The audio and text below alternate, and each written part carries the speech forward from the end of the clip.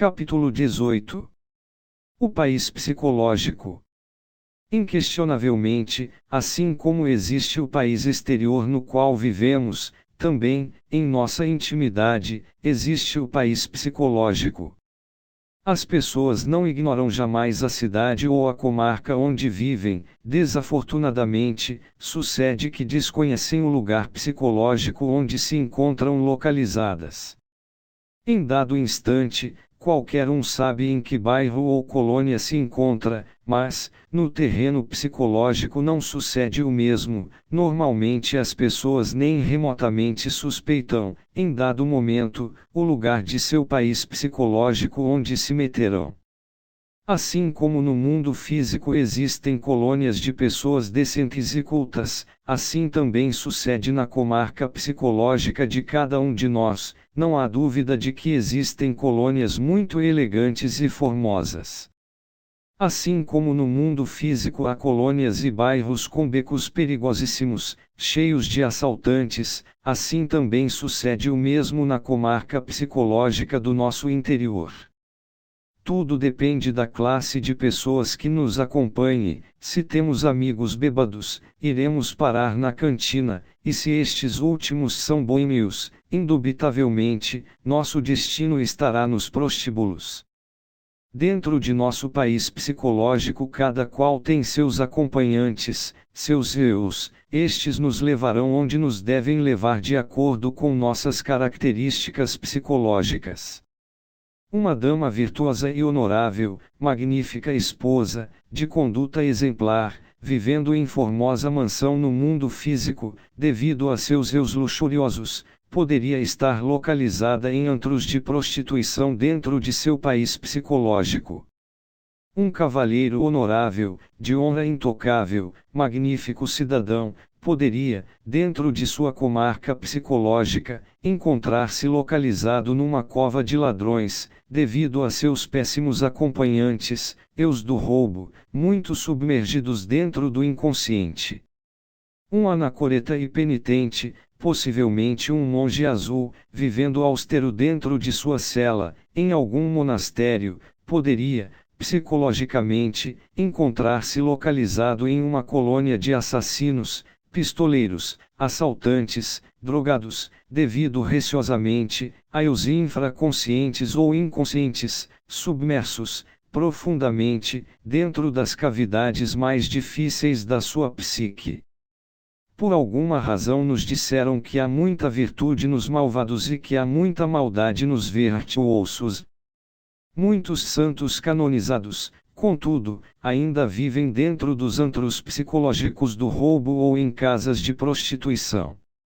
Isto que estamos afirmando, de forma enfática, poderia escandalizar aos falsos beatos, aos pietistas, aos ignorantes ilustrados, aos modelos de sabedoria, porém, jamais aos verdadeiros psicólogos.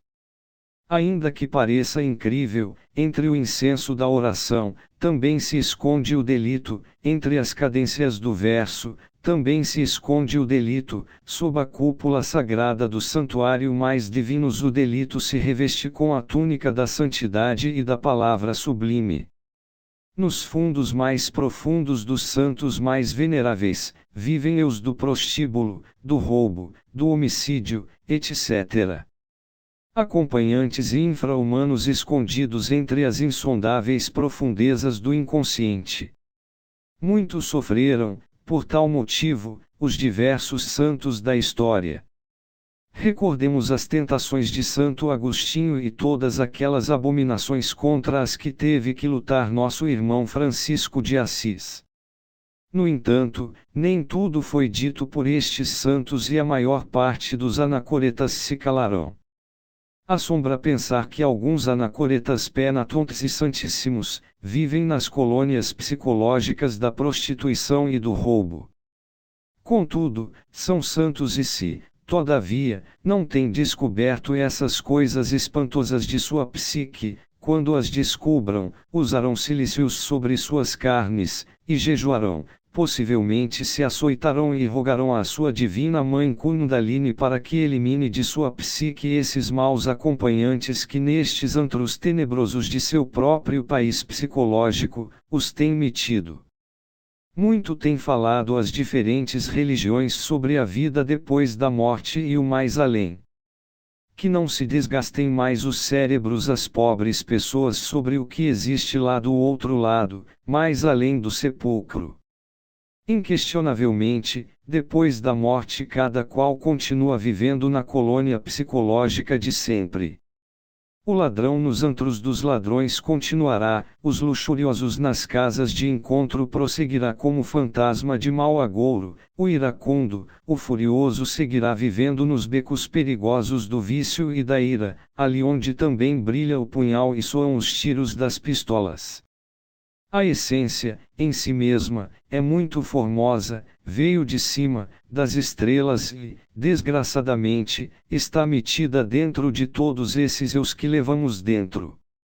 Por oposição, a essência pode retroceder o caminho, regressar ao ponto de partida original, voltar às estrelas, mas, deve libertar-se, primeiro, de seus maus acompanhantes que a têm metida nos subúrbios da perdição. Quando Francisco de Assis e Antônio de Pádua, insignes mestres cristificados, descobriram dentro de seu interior os eus da perdição, sofreram o indizível e não há dúvida de que, à base de trabalhos conscientes e padecimentos voluntários, lograram reduzir à poeira cósmica todo esse conjunto de elementos inumanos que em seu interior viviam. Inquestionavelmente, esses santos se cristificaram e regressaram ao ponto de partida original, depois de haverem sofrido muito. Antes de tudo é necessário, é urgente, inadiável que o centro magnético que em forma anormal temos estabelecido em nossa falsa personalidade, seja transferido à essência. Assim poderá o homem completo iniciar sua viagem desde a personalidade até as estrelas, ascendendo de forma didática, progressiva, de grau em grau, pela montanha do ser. Enquanto continue o centro magnético estabelecido em nossa personalidade ilusória, viveremos nos antros psicológicos mais abomináveis, ainda que, na vida prática, seja os magníficos cidadãos. Cada qual tem um centro magnético que o caracteriza, o comerciante tem o centro magnético do comércio e por isso ele se desenvolve nos mercados e atrai o que lhe é afim, compradores e mercadores. O homem de ciência tem, em sua personalidade, o centro magnético da ciência, e por isso, ele atrai para si, todas as coisas da ciência, livros, laboratórios, etc. O esoterista tem, em si mesmo, o centro magnético do esoterismo, e como essa classe de centro se torna diferente das questões da personalidade, indubitavelmente, sucede, por tal motivo, a transferência. Quando o centro magnético se estabelece na consciência, quer dizer, na essência, então se inicia o regresso do homem total às estrelas.